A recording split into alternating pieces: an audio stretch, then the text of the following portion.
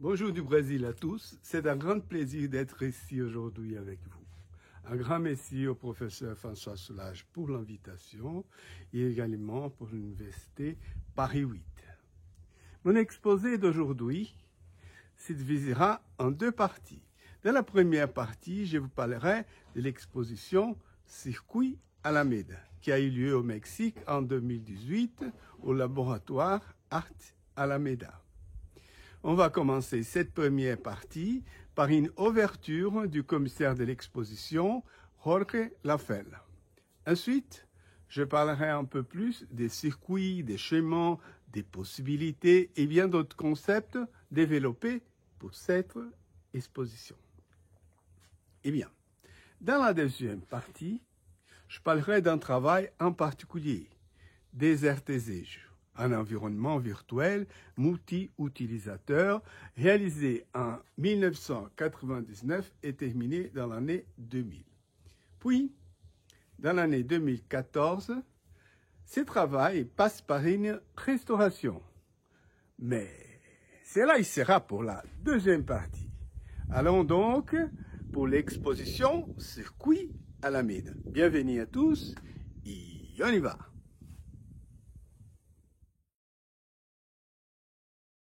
Es un gusto poder hacer esta introducción a esta muestra que se inauguró el martes pasado y que es un trabajo que en realidad tiene más de 2 años y medio en un diálogo entre el Laboratorio Arte Alameda y Gilberto Prado, que es el artista que está exponiendo esto que se llama una personal, es decir, un recorrido por una parte de su carrera, una carrera muy larga, uno de los artistas quizás más trascendentes en América Latina, en todo lo que puede implicar arte, tecnología y otros vericuetos que tienen que ver con la academia, con los archivos y con toda esta idea de que el arte y la ciencia son leídos por instancias poéticas de construcción artística.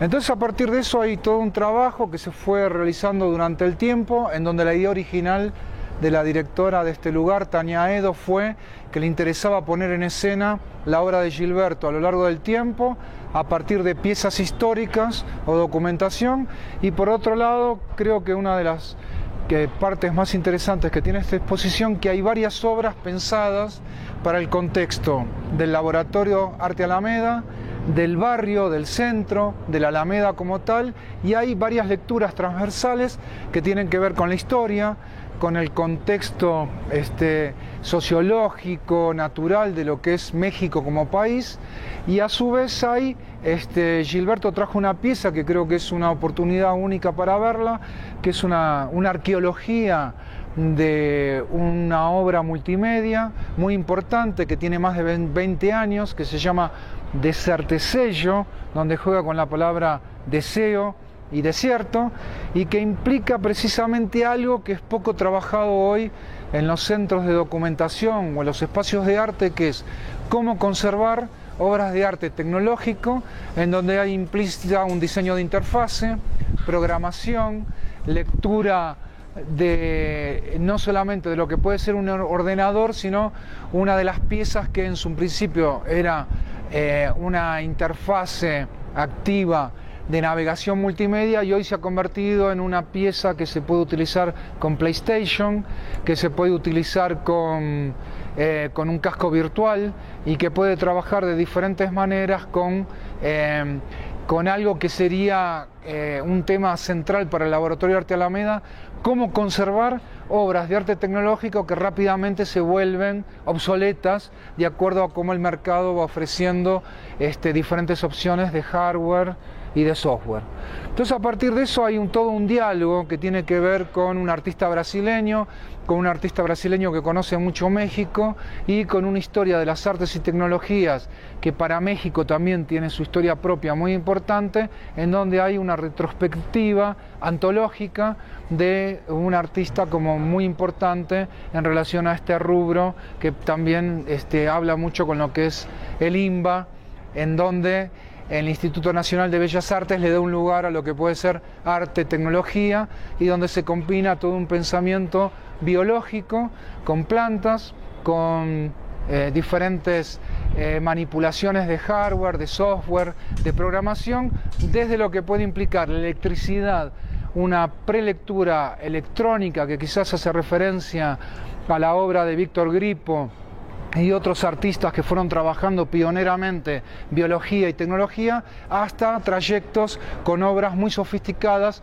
donde hay largos procesos de programación, de diseño de interfase, de trabajos con la transmisión a partir de lo que pueden ser sensores, Wi-Fi y traqueos en donde cada espectador va dando como un testimonio digital transmitido en tiempo real sobre su propio recorrido alrededor de la muestra. Je ne suis pas retourné au Mexique depuis presque 30 ans, quand je reçus l'invitation pour faire cette exposition.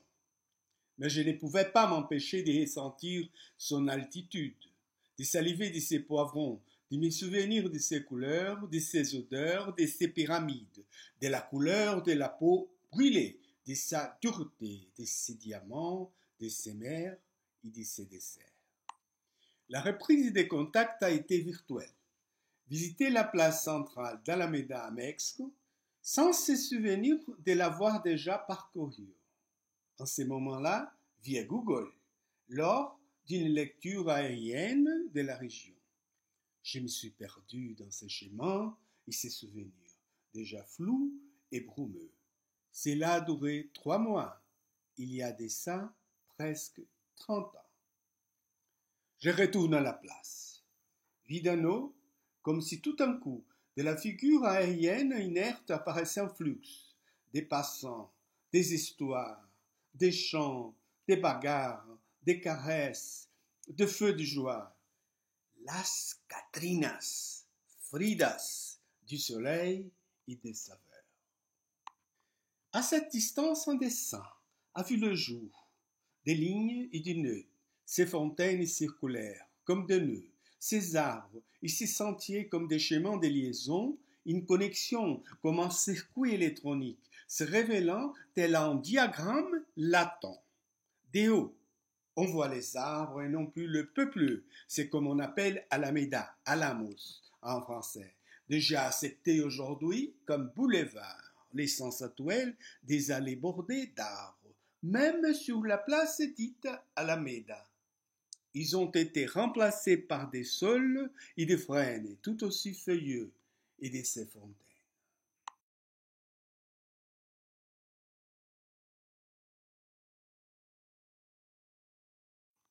Sur la même place se trouve le laboratoire Arte Alameda, ancien couvent de San Diego. La construction commencée au XVIe siècle, qui abritait des frères cloîtrés, a été le théâtre des incendies de l'Inquisition et a survécu la guerre des Cristera. Voilà les bâtiments de l'exposition. À l'entrée du bâtiment et de l'exposition, sur le mur de droite, les schémas du circuit Alameda qui donne les noms de l'exposition nous relient à l'espace extérieur et ramènent la place dans le même espace, nous invitant à visiter ces différentes couches et ces possibilités de connexion. La rencontre des éléments est réitérée avec les circuits Alameda comme proposition d'hybridation et de choc culturel, avec les fruits et les plantes. Une réflexion sur notre environnement, sur la façon dont nous établissons nos relations avec les autres dans un monde rempli d'appareils électroniques, d'éléments biologiques et culturels parmi tant d'entrées et de sorties qui conforment notre contemporanéité. Les circuits Alameda parlent de notre culture, mais aussi de notre nature, de nos relations quotidiennes et de ses imbrications avec les passés présents. Circuit et court-circuit. Avant d'entrer dans la nef principale, parlons des 3 éléments très importants dans cette exposition: les piments, l'orange et les maïs. Les piments. En 1453, une onde de choc s'est abattue sur les continents européens lorsque de la chute de Constantinople a bloqué l'approvisionnement en terres européennes de la reine des épices, les poivres noirs. La perte du poivre Pipernigum a été un choc important pour les économies des États-nations méditerranéens. Ils ont rapidement dépêché des explorateurs maritimes pour fouiller les mondes connus et inconnus à la recherche d'un substitut qui est devenu l'épiment Malagueta, Capsums frutensis. Les capsicums étaient déjà cultivés en raison de ses vertus médicinales et culinaires par les Aztèques, qui ont introduit la plante auprès des invaseurs espagnols. Les fruits ont reçu le nom espagnol de pimiento. La capsaïcine, à l'état brut, peut provoquer des larmes et brûler la langue.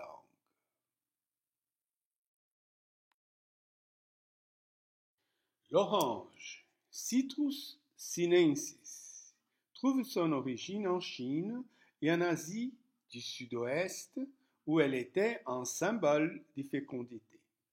Le fruit est d'abord amené en Europe, et ce n'est qu'ensuite qu'il atteindre l'Amérique avec l'avènement des grandes navigations et du Nouveau Monde. À cette époque, de nombreux navires marins ont perdu la vie et des équipages entiers ont été décimés par les escorbutes, une maladie terrible, rapide et douloureuse, qui assombrit la peau et fait tomber les dents. D'innombrables personnes sont mortes.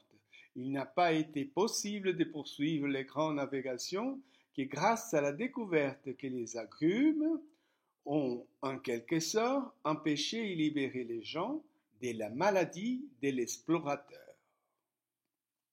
Ainsi, à plusieurs égards, l'orange est présente dans nos maisons, nos arrière-cours, nos tables et notre imaginaire depuis des siècles.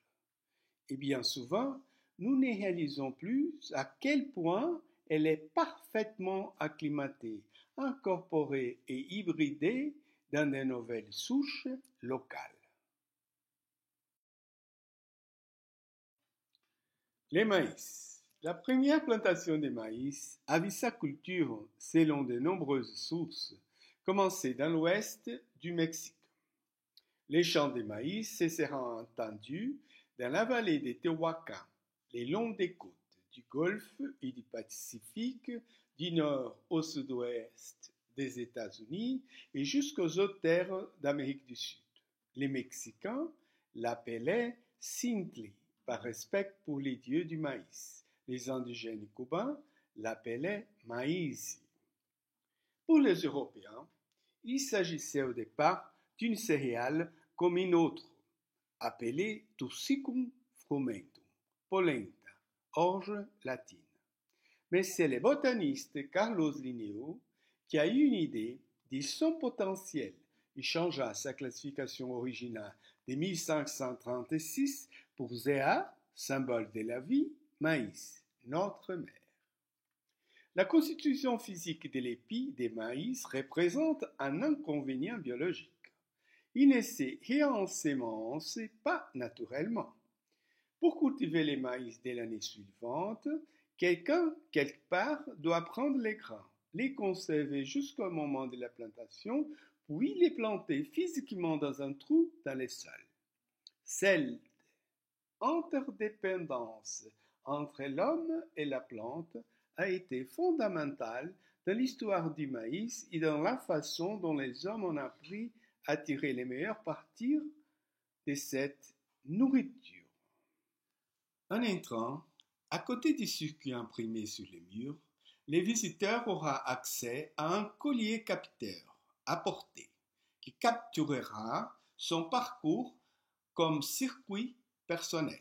Des capteurs disposés dans la nef sonderont les visiteurs pour reconnaître les parcours individualisés et capturer ces circuits construits virtuellement lors de sa marche. Ce chemin sera indiqué aux autres visiteurs sur un plan disposé à la sortie de l'exposition comme une marque de leur présence et de leur circulation. Nous avons 3 éléments organiques in natura, les plants de maïs, des poivres et d'oranges disposés dans des grands pots qui redessinent les circuits de la place avec leurs boulevards correspondants et leurs fontaines d'eau dans notre jardin Alameda. Les dômes est la structure de forme circulaire qui couronne l'intersection des croisillons, bras de la croix, avec la nef, dite la croisée, formée par la nef et les transepts, les bras de la croix. Nous sommes dans le centre de la nef principale. Dans la croisée, nous avons un oranger bien en dessus du grand dôme, sous une lumière qui se déverse du haut. C'est le point central de cette première salle. Pour nous parler du désir et du fruit défendu, la pomme d'or, qui contrairement à la pomme, a des épines. L'oranger, au moment de l'exposition, a des fleurs et des fruits, tout comme les maïs et les poivres qui poussent et fructifient. Autre la splendeur, on peut sentir entre les vieux murs des presses d'1 mètre d'épaisseur les parfums de ces fleurs et de ces fruits, qu'embaument les lieux.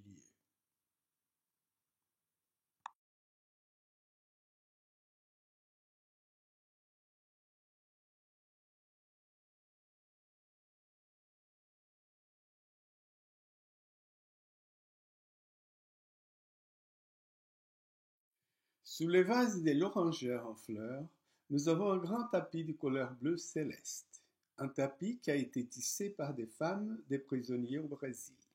C'est un tapis qui a sa propre histoire, des sueurs et des désirs.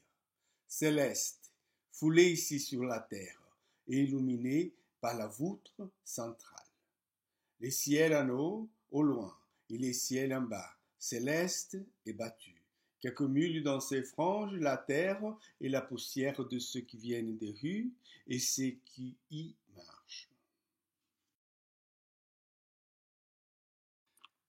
Plus loin, la nef centrale est séparée en 2 ambiances par l'installation écran pliable aqueduc, qui marque le passage entre les travaux du jardin Alameda et ceux de rencontre.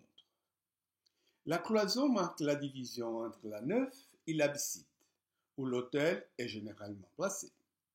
Dans sa partie supérieure du écran pliable aqueduc, nous avons de l'eau claire qui circule lentement dans la gouttière jusqu'à ce qu'elle disparaisse, comme si elle traversait les murs et irriguait les pièces. L'œuvre a été conçue comme un site spécifique, en référence aux alentours, à l'observation d'un point de vue élevé au-dessus des murs. Depuis, l'écran pliable de l'auteur anonyme qui se trouve au musée Franz Mayer sur la même place d'Alameda. Dans la pièce du XVIIe siècle, nous avons comme inscription d'un côté les très nobles et loyales villes du Mexique et de l'autre côté la conquête du Mexique. Les tableaux côté ville représentent les paysages idylliques de la place Alameda, où se révèle l'aqueduc qui venait de Chapultepec, ce qui renvoie au schéma urbain de l'époque qui comprenait les débits d'eau alimentant les centres-villes. À la pointe de l'aqueduc, dans les tableaux, on remarque les dessins d'un grand circuit. Nous avançons dans la nef jusqu'à l'abside, où se trouve l'œuvre Encontros. Rencontres, c'est une œuvre interactive qui a comme base un ancien morceau de bois centenaire, dans lequel sont disposés 2 téléphones portables, se faisant face, échangeant des vidéos d'eau de couleurs différentes et reliés par un ressort métallique. L'œuvre traite les données d'un monde traduit par des réseaux et par les données résultant des traversées de l'eau et des marées, qui dialoguent entre elles et s'entremêlent. Rencontre est un ouvrage sur les rapports de force, sur les provisoires et les jonctions, les liens et les unions. Les travails portent sur les arrangements, nos frontières et nos limites, notre recherche constante d'approche et sur les possibilités, impossibilités d'être ensemble.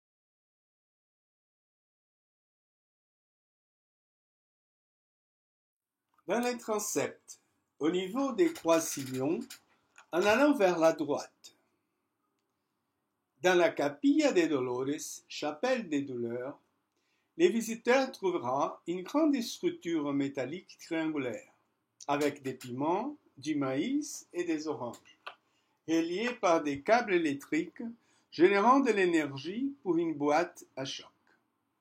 L'œuvre fait référence aux toqueros et leur cajas de toques, boîte à choc, un phénomène traditionnel dans les nuits du centre historique de Mexique. Ces dispositifs sont, selon les dictons populaires, utilisés pour soulager le stress et l'ivresse, ou tester la bravoure, par lesquels les gens s'auto-infligent de chocs électriques.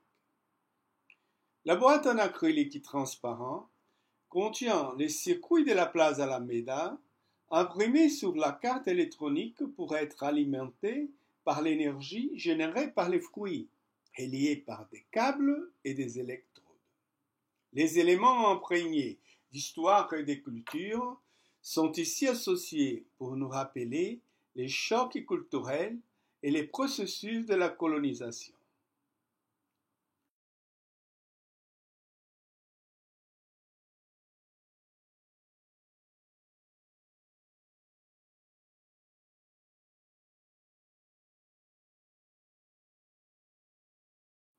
Au fond de la chapelle des douleurs, en passant par la boîte à choc, nous avons le rétable, les informateurs de Sahagún, de Federico Cantú, où se réunissent les guérisseurs autochtones et les prêtres.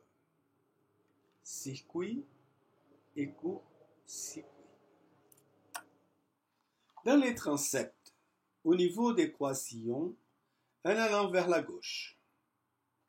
Dernier passage entre la nef centrale et les cloîtres inférieurs, nous avons trois boîtes alignées, remplies de graines d'orange, des maïs et des piments qui s'alignent sur les croisillons.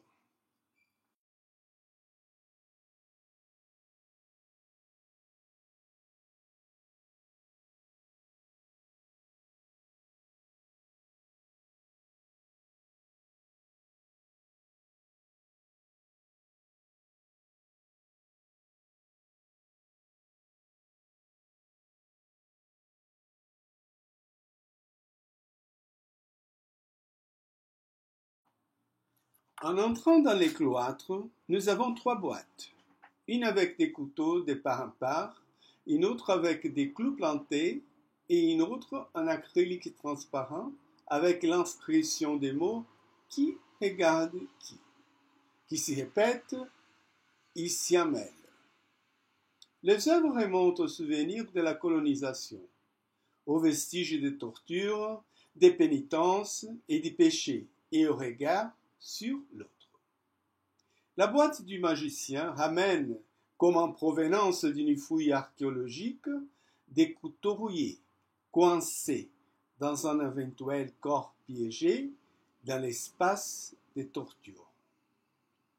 Une autre boîte avec des clous plantés sur toutes les surfaces, comme s'ils empêchaient notre respiration et nos mouvements. Dans une boîte en acrylique, des mots suspendus parlent du regard de l'autre et sur l'autre, de la confrontation avec les différents. Qui es-tu? Qui voit qui? Qui est qui? Les interrogations du regard étranger, quand et comment nous nous hybridons, dans la mesure où ces transparences se chevauchent.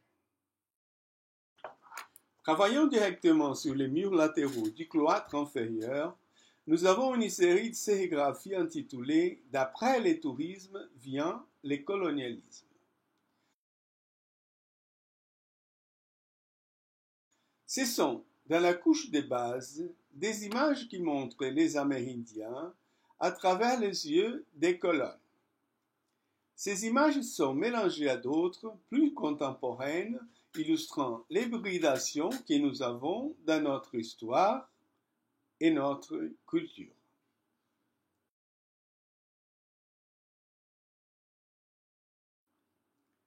La présence du visiteur dans d'autres pays est l'essence même de l'incorporation, ainsi que du choc culturel et d'une série de valeurs et de préceptes issus de la réalité vécue et de la culture elle-même.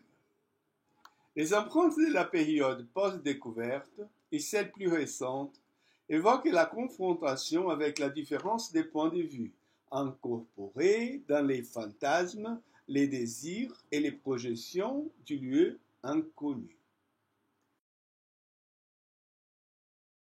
L'œuvre est pleine d'humeur sur la présence, les regards étrangers, la contamination et le cannibalisme culturel.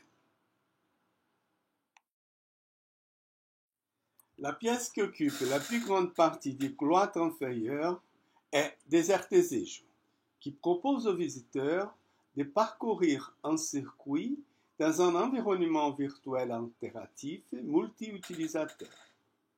L'œuvre explore poétiquement l'extension géographique, les ruptures temporelles, la solitude, la réinvention constante et la multiplication des points de rencontre et de partage.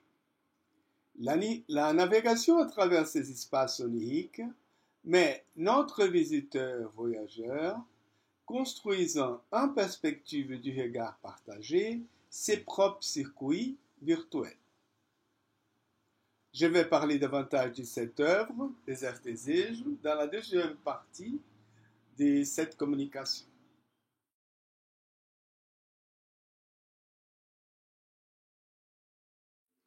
Calcada directamente en la pared, la obra Circuito Celeste, en lo que se refiere al título, hace referencia a los códices mexicanos, manuscritos de las grandes civilizaciones precolombinas, con relatos que registraron la historia, la ideología y el alma de los pueblos amerindios.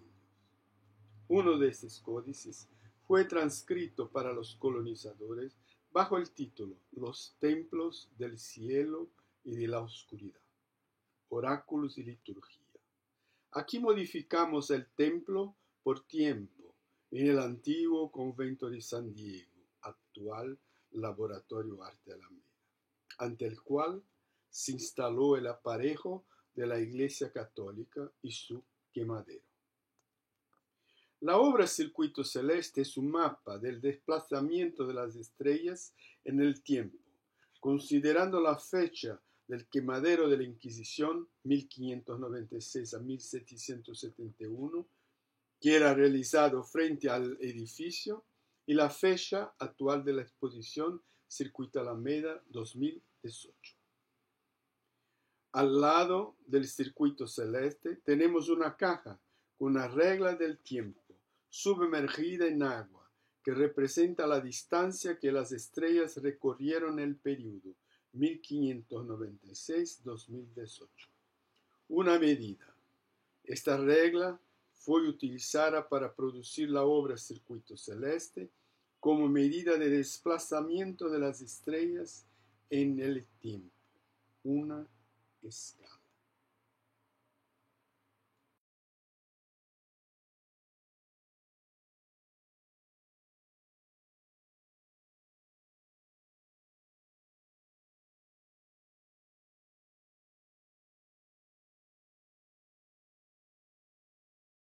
En continuité du circuit céleste, nous avons Pedralumi 2. Le cube de LED bleu pulsé de l'œuvre répond au nombre de spectateurs présents dans l'exposition, de sorte que la pierre, graine pétrifiée, étoile dessinée en son intérieur, en négatif, augmente et pulse, variant en intensité et en fréquence, selon le volume des spectateurs présents dans la nef centrale. Nous avons monté un long escalier en colimaçon jusqu'à la salle des chorales. La pièce qui domine le lieu, au centre de l'espace, est Deslus, de petites proportions et sur un tapis bleu céleste, similaire à celui de la nef principale, mais plus petit. Deslus est une œuvre qui fonctionne en temps réel, grâce au mouvement des personnes qui circulent autour de la place centrale. Les signaux de ces mouvements sont codés et envoyés sous forme de lumière non visible et de sons non audibles par le spectre humain, mais qui affectent nos sens et notre corps. Deslus est une non-lumière. C'est un travail sur la découverte de l'invisible, nos liens provisoires, nos flux et nos réseaux, des couches qui se superposent subtilement et qui parfois nous ne pouvons ni voir ni entendre directement, mais qui nous sommes sensibles et nous affectent.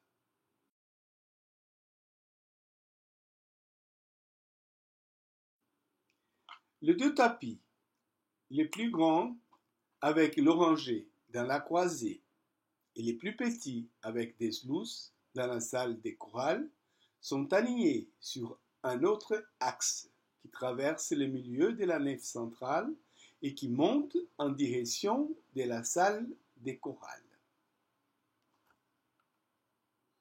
À la sortie de l'exposition, nous avons projeté le diagramme dynamique de la configuration qui s'y forme avec les croisements des circuits de parcours personnels qui sont générés.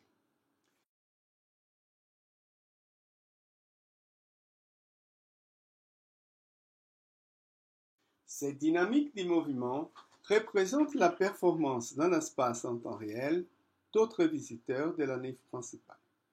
Ces dessins hybrides, composés de trajectoires personnelles, reconfigurent les lignes imaginaires qui relient les cercles vaisseaux par terre du circuit à travers les colliers capteurs. Enfin, les circuits Alameda des visiteurs à l'intérieur du circuit Alameda. Le circuit personnel de chaque visiteur sera vu par les autres visiteurs, mais pas par lui-même, et toujours dans l'ensemble des participations. Un circuit personnel des rencontres possibles et impossibles.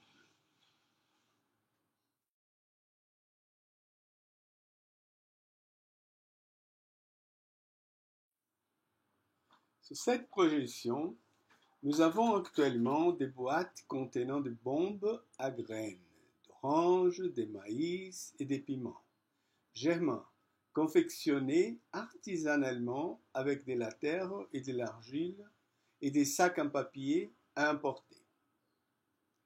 Une action de référence du processus de dispersion et d'hybridation, des croisements, de nouveaux fruits et éléments qui ont croisé et croisent les différents bords de nos océans et cultures.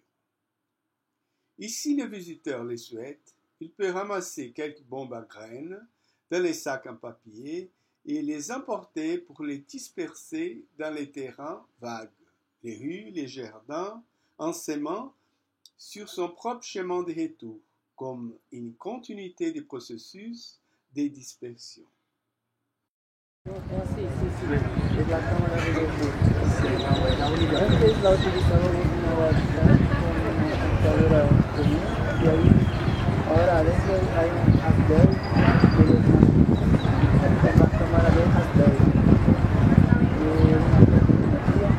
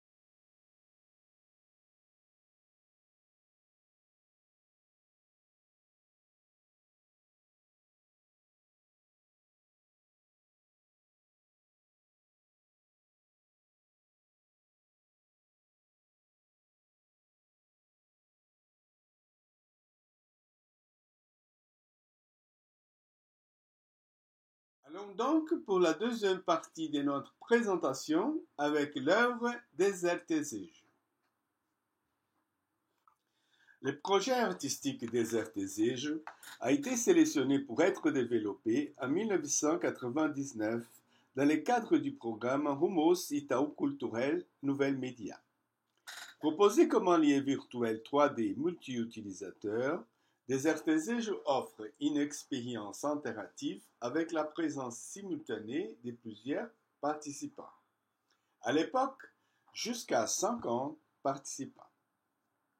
Les projets explorent poétiquement l'extension géographique, les ruptures temporelles, la solitude, la réinvention constante et la multiplication des points de rencontre et des partages.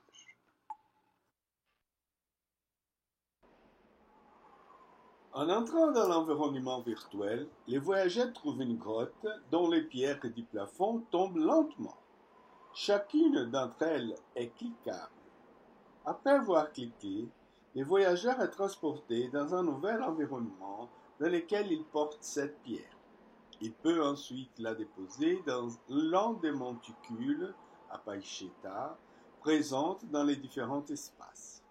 La pierre constituera une marque du passage du voyageur et restera comme une indication pour les autres qu'il était là. Mais l'entrée dans cet environnement peut se faire de trois manières différentes.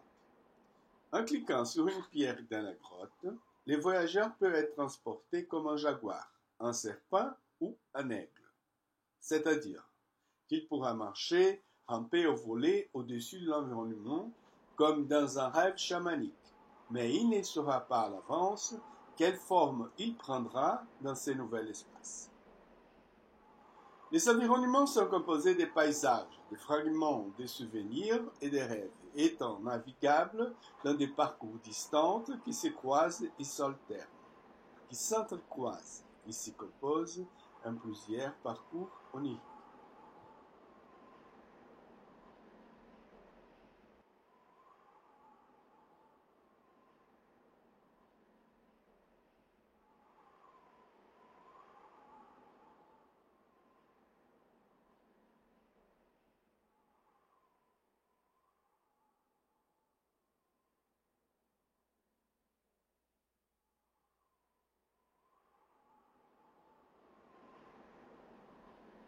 Nous avons donc 3 routes principales. 1. L'or est la zone des silences. Dans ces premiers environnements, la navigation est solitaire. 2. Vilidis est l'espace du ciel et des couleurs. Les voyageurs y voient des signes de la présence des autres, mais sans avoir des contacts directs avec eux. 3. Plumas est l'axe des rêves et des mirages. Dans cet environnement, les voyageurs interagissent directement avec les autres via un chat en 3D. C'est la zone des contacts et des partages entre les avatars des différents utilisateurs. L'un des premiers projets artistiques à utiliser cette ressource de réalité virtuelle avec VR/ML au Brésil a été l'œuvre Desertesej.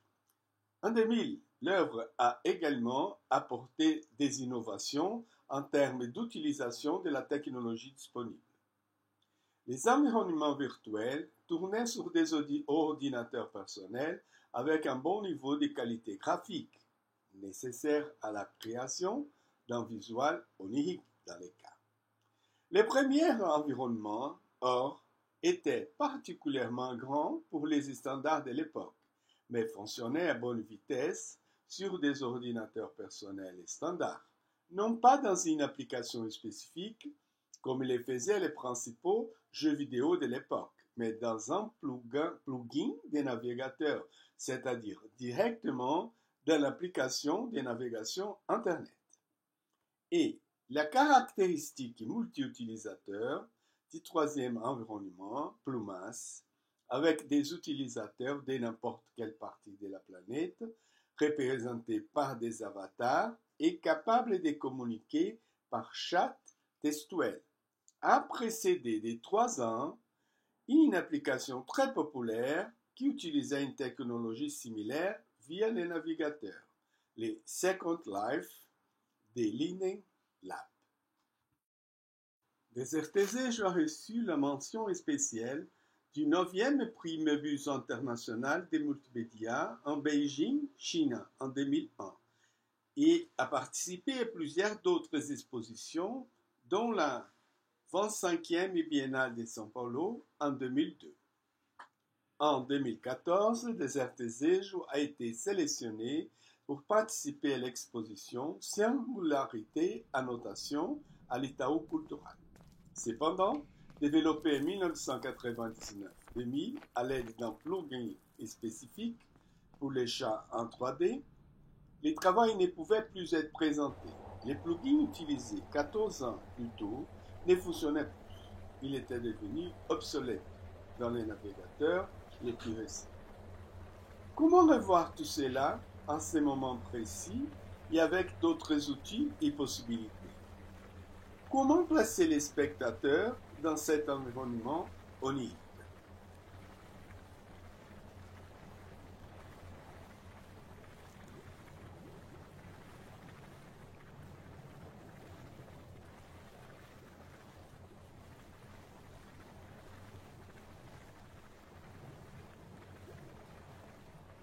Le processus de restauration de Desertesej a été la seule option pour que l'œuvre puisse être présentée telle qu'elle a été proposée à l'origine, et non comme une simple documentation vidéo, par exemple.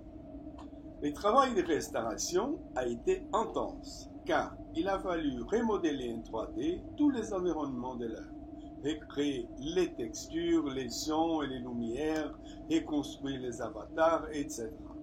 Par conséquent, même avec la création de nouveaux environnements, développés pour différents programmes, l'aspect et l'expérience de l'œuvre originale ont été maintenus et présentés au public dans l'exposition de 2014. Compter sur l'accompagnement de l'artiste tout au long du processus de restauration était essentiel pour que les résultats obtenus soient les plus fidèles possibles à l'original, ainsi que les différentes rencontres qui ont eu lieu avec les modélaires 3D dans l'environnement Unity. Pour discuter de cette nouvelle contextualisation et de l'approbation conséquente de chacune des étapes. Pour l'artiste, il était essentiel que la dimension poétique de l'œuvre soit préservée, ainsi que la relation avec les utilisateurs dans les espaces navigables.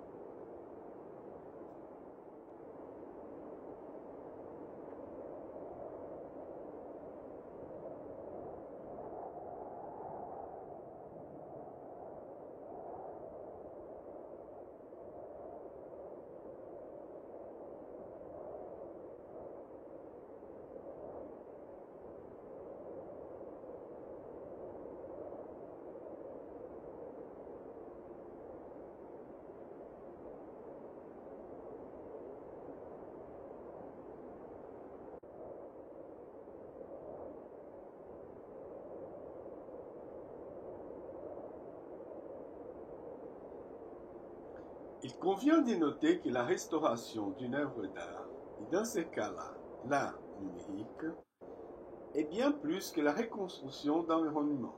Elle nécessite une compréhension de la poétique de l'œuvre et de ses subtilités, telles que les couleurs des espaces, les vitesses de navigation, les parcours et les interactions possibles, etc. Il n'est pas possible de généraliser ce qui serait un processus de restauration standard pour les œuvres d'art, qui utilisent des technologies relativement récentes. Ces travaux sont très variés entre eux, tant en termes de technologie que de propositions. Il y a des travaux purement procéduraux, pratiquement indépendants du matériel utilisé, jusqu'à ceux qui ont de fortes caractéristiques d'objets et qui seraient défigurés sans un matériel spécifique. La restauration de Desert Exige a tenté de recréer des environnements virtuels qui permettraient la même expérience interactive que l'œuvre originale. Dans ce cas, la question technique, bien qu'évidemment importante, est secondaire.